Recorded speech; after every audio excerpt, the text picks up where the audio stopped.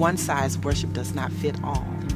But if I enjoy the quiet stream, it doesn't mean I'm not encountering the Holy Spirit. I'm just contemplative in my reaction in encountering the Holy Spirit. If I am the white waters, I'm exuberant. I'm bubbling all over. But we just have different ways of experiencing God. This is a new Methodist church now. It's a new Methodist church. So maybe we should change that and find a new way of expressing traditional. That's really what the Passionate Worship, traditional worship service was all about. It had flavors of everything.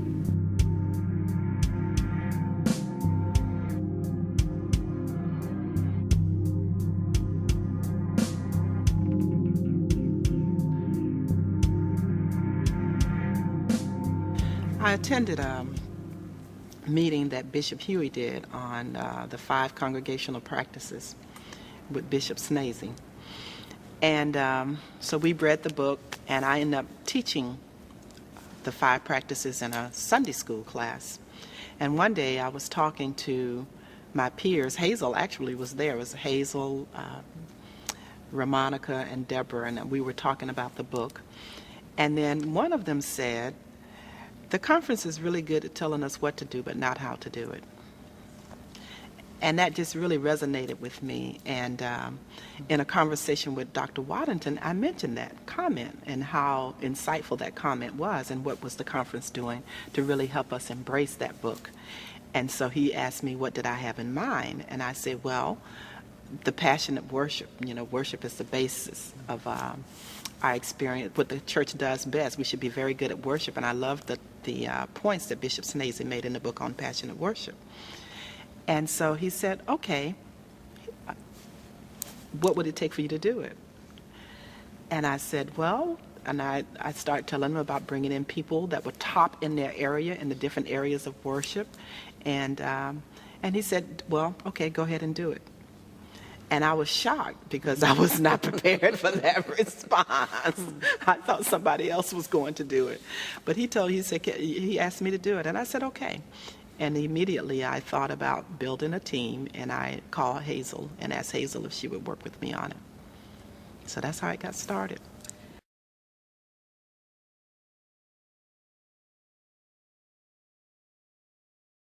I wanted to have training on every aspect of what happens when a member comes to church on Sunday, or a visitor or anybody. From the point that they walk onto the campus ground, the greeter and the usher, so we had the greeter and usher training. What happens when they enter into the sanctuary, the music, so that's why we had someone on music, the preaching, we had someone on preaching, the visual ambiance, so that's why we had the altar design, because people are very visual now. We live in a visual society, and churches have not really grasped what that means. And so that, remembering things when you by ear is the least effective, but if you can show me something, I will retain it longer. So I was very interested in having something done with the altar design. And so every aspect of worship was covered, and we ended up with 7 until Rabbi, I had asked him to teach on Hebraic worship. And he said, Lily, you didn't have anything planned for the individual worshiper, because worship is an individual experience with God. Mm-hmm. And so he asked if he could add a workshop on a deeper worshiper, which really dealt with worship for the individual. And so that's how we ended up with the 8 sessions.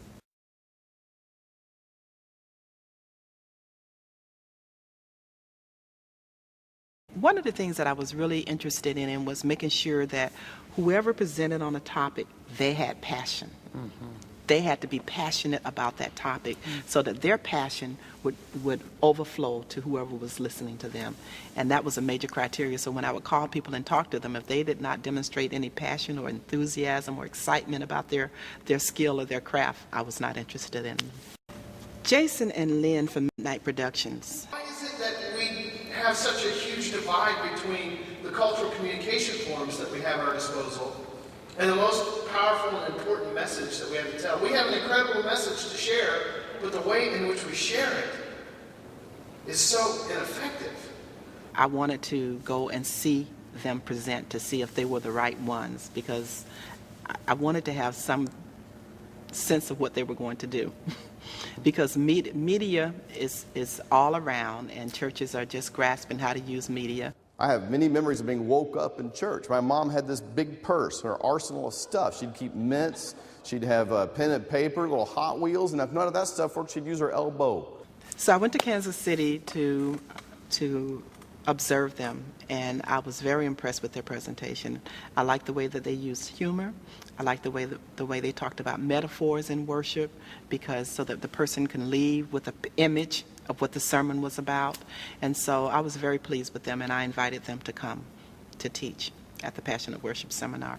Phil Bingham, I met him while I was in seminary on a weekend class, a one-week class, and he was the guest musician there.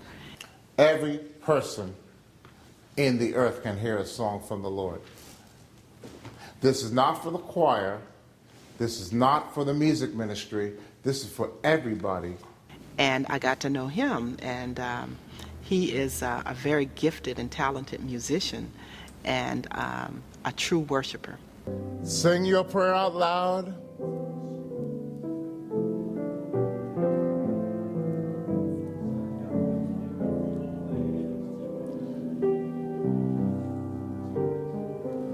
Keep singing. He immediately came to mind when I wanted a workshop on how to select music for worship. Then we had Beth. Beth was recommended to me by John Stevenson, who's a pastor here, an associate pastor here. And I called Beth and talked to her on the phone. I did a phone interview with her, and she was so excited. I love to hear people that are excited about their gift and their talent. And her excitement just jumped through the phone, and I knew she was the right one to do altar design. Diana Holbert, preaching. I took my preaching class from her husband, John Holbert, and she did a segment of the class. And I said, oh my goodness, look at this lady. And she was just a fireball and packed with information, and we thoroughly enjoyed communicating with her. And she taught us how to effectively communicate with the congregation. And she told us pointers that you'd never think of. Push your hair back.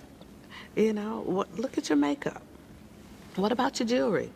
Where's your mic going to be? Is it going to cling with your necklace? There were just some practical things that you just, don't wear shoes that, mules, the shoes with no backs. Don't wear those, because when you're walking around, if you are mobile, they're going to make noise. And so there were things that once we learned the basics of preaching, and she came in and tore us up with that, and when to wear a robe and when not to wear a robe, or how to look in clothes that you wear other than robes. And it was just amazing, how she brought all that information to us and ideas of things that we basically knew, but just hearing it from her and her not biting her tongue at all and using us as examples to stand up and let me see that outfit. Get up and turn around. And, okay. She came to hear us preach, and it was a wonderful experience. I was able to attend part of her workshop, and she did exactly what I knew Jana would do, and Diana did the same thing that I needed. The next one was Brian Stevens. Brian Stevens taught ushers and greeters, and he was a member of Windsor. He's been the CEO of Greeters and Ushers at Windsor for years. Whenever you go to worship service, you see Brian, particularly if there's a large worship service like a conference or something at Windsor, everything runs so smoothly. And so he immediately came to mind to call him and ask him to do the training on greeter and ushers. And he received very positive feedback. Amy Blake owns a dance studio here in Clear Lake. And I had worked with her on a couple of worship services here. And she's in the process of starting a liturgical dance ministry here at Clear Lake. So that's how Amy was selected to do the liturgical dance. And then the last but not least was Rabbi Israel. Joshua, which is Yeshua in Hebrew, had become one with the promise of God So much so that God says, I have to come down and deliver. I have to come and deliver them out of this battle. They've got to win because I promised this to Abraham, and I've got to do what I say I've got to do.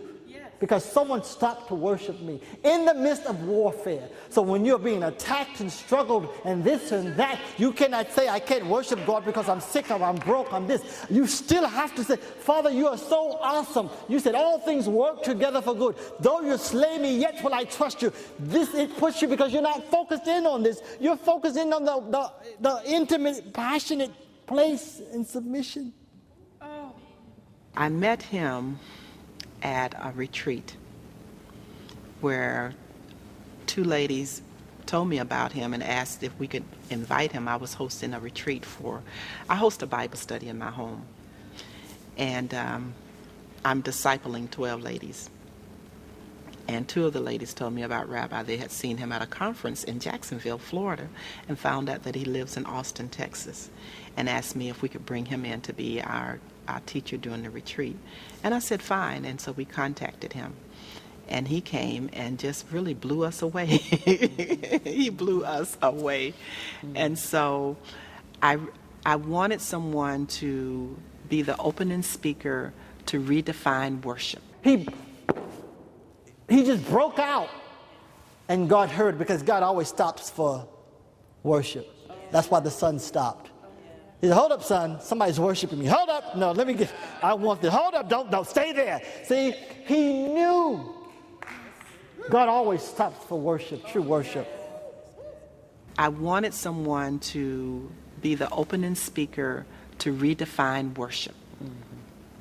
And to expand our whole image and thought process of worship. And what better way to do that than to go back to the Hebraic culture and define worship from a Hebraic perspective rather than from a traditional perspective as we've experienced it in the church. And I knew that was a bold and brazen move, but I really wanted us to think outside the box. And I knew Rabbi would be the one to do that. And so that's why he was selected to come in and do the opening session on Hebraic worship.